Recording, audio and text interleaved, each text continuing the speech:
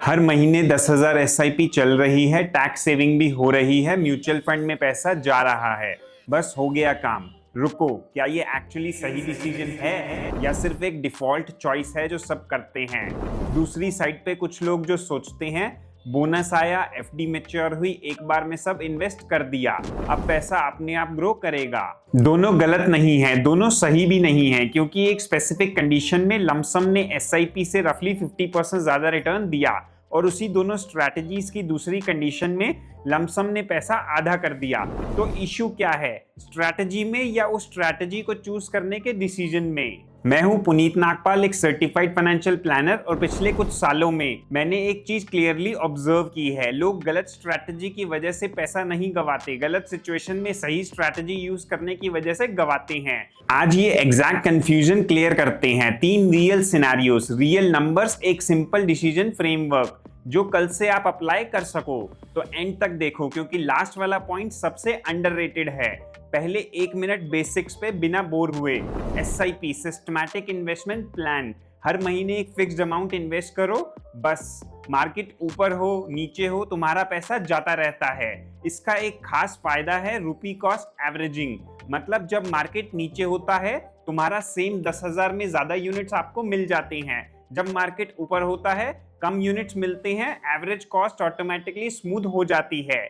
बस कुछ करना नहीं है, लमसम एक ही बार में पूरा पैसा इन्वेस्ट कर दो। बोनस मिला, एफडी मैच्योर हुई, इनहेरिटेंस आया, सब एक बार में मार्केट में डाल दिया। रिस्क ज्यादा है, रिटर्न पोटेंशियल भी ज्यादा है। और अब जो कोई नहीं बोलता, ये दोनों स्ट्रैटेजीज अलग लोगों के लिए हैं, अलग सिचुएशंस के लिए है, एक दूसरे की एनिमी नहीं है। सिनेरियो 1, बुल मार्केट 2003 से 2008 तक इंडियन मार्केट सिर्फ ऊपर गया। निफ्टी 50 ने रफली 500% का रिटर्न दिया इन 5 इयर्स। ये एक एक्सट्रीम बुल रन था। रोहन ने जनवरी 2003 में 6 लाख रुपए लमसम इन्वेस्ट किए एक ही बार में। प्रिया ने 10,000 पर मंथ की एसआईपी शुरू करी, same fund same period. Total investment दोनों का अप्रोक्सीमेटली 6 लाख रुपए। 2008 में रिजल्ट, रोहन लमसम रफली 36 लाख रुपए बन गए, प्रिया की एसआईपी रफली 22 से 24 लाख बनी। Lump sum clear winner. क्यों? क्योंकि जब मार्केट कंसिस्टेंटली ऊपर जा रहा हो, जितना ज्यादा पैसा आप जल्दी इन्वेस्ट करोगे उतना ज्यादा कंपाउंडिंग काम करेगी। प्रिया का पैसा धीरे धीरे इन्वेस्ट हुआ, बाद के डिपॉजिट्स को उतना टाइम नहीं मिला ग्रो करने के लिए। सिनेरियो 2, बियर मार्केट 2008 का क्रैश। अब सेम एक्सपेरिमेंट, लेकिन जनवरी 2008 में मार्केट के पीक पे रोहन ने इन्वेस्ट किया 6 लाख रुपए लमसम और प्रिया ने किया 10,000 रुपए महीने की एसआईपी। 2008 में मार्केट रफली 55% गिर गई। रोहन का 6 लाख रुपए रह गया 2,70,000 रुपए।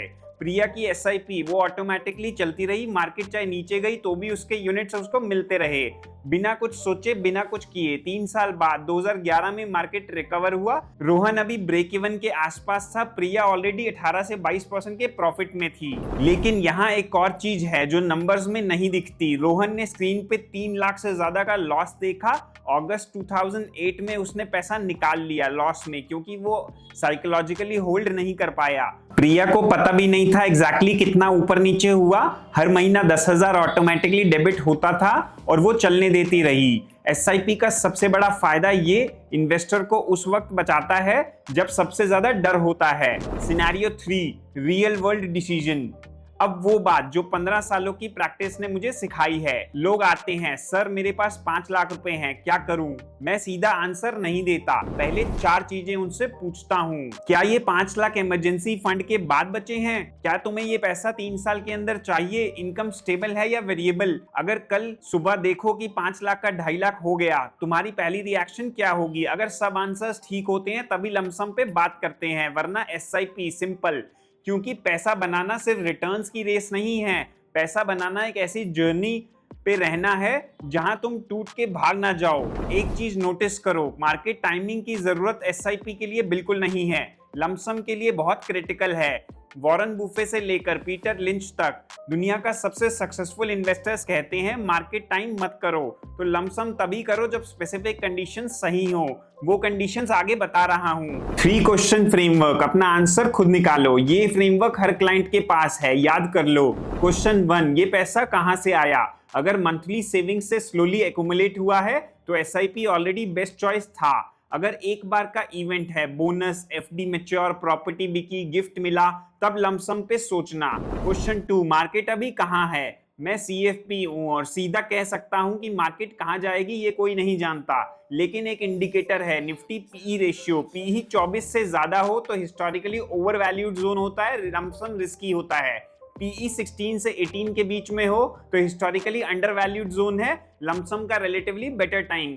ये गारंटी नहीं है, ये प्रोबेबिलिटी है। और फाइनेंशियल डिसीजंस प्रोबेबिलिटी के बेसिस पे लेने चाहिए, सर्टेनिटी के बेसिस पे नहीं। क्वेश्चन 3, तुम्हारी स्टमक टेस्ट। आज रात इमेजिन करो कि सुबह उठो और तुम्हारे 5 लाख 2.5 लाख हो गए, 50% डाउन। पहला रिएक्शन क्या होगा?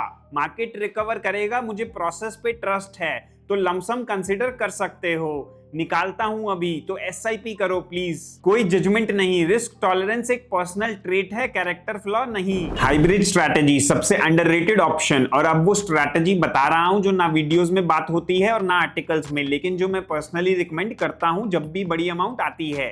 नाम है एसटीपी, सिस्टमैटिक ट्रांसफर प्लान। काम कैसे करता है? मानो 12 लाख रुपए आए, सीधा इक्विटी में मत डालो, पहले पूरा 12 लाख रुपए एक लिक्विड फंड या आर्बिट्राज फंड में डालो, फिर हर महीना 1 लाख रुपए ऑटोमेटिकली इक्विटी में ट्रांसफर करो। रिजल्ट क्या मिलता है? पैसा आइडल नहीं बैठता, लिक्विड फंड में कुछ ना कुछ अर्न करते रहोगे, इक्विटी में रुपी कॉस्ट एवरेजिंग का फायदा मिलता रहता है। एक बार का बड़ा डिसीजन नहीं ले रहे, रिस्क डिस्ट्रीब्यूट हो रहा है, बेस्ट ऑफ बोथ वर्ल्ड्स, और ये ऑप्शन पूछते बिना नहीं मिलता। तो final answer lump sum versus SIP, कोई एक परमानेंट विनर नहीं है। विनर वो स्ट्रैटेजी है जो तुम्हारी करंट फाइनेंशियल सिचुएशन के साथ अलाइन करे, तुम्हारी नींद ना खराब करे। एक एवरेज स्ट्रैटेजी जिसपे तुम टिके रहो एक बेस्ट स्ट्रैटेजी से बेटर है जिसपे तुम पैनिक में भाग जाओ। ये लाइन नोट करो। अगर अब भी अपनी स्पेसिफिक सिचुएशन के बारे में कंफ्यूज्ड हो तो नीचे कमेंट्स में लिखो मेरी ये सिचुएशन है, मैं पर्सनली रिप्लाई करने की कोशिश करता हूं। अगर आज की वीडियो में कुछ आपको इन्फॉर्मेटिव लगी हो तो लाइक करो और सब्सक्राइब करो, क्योंकि अगली वीडियो है पोर्टफोलियो में कितने फंड्स रखने चाहिए, वो भी कुछ मिथ्स तोड़ेगा।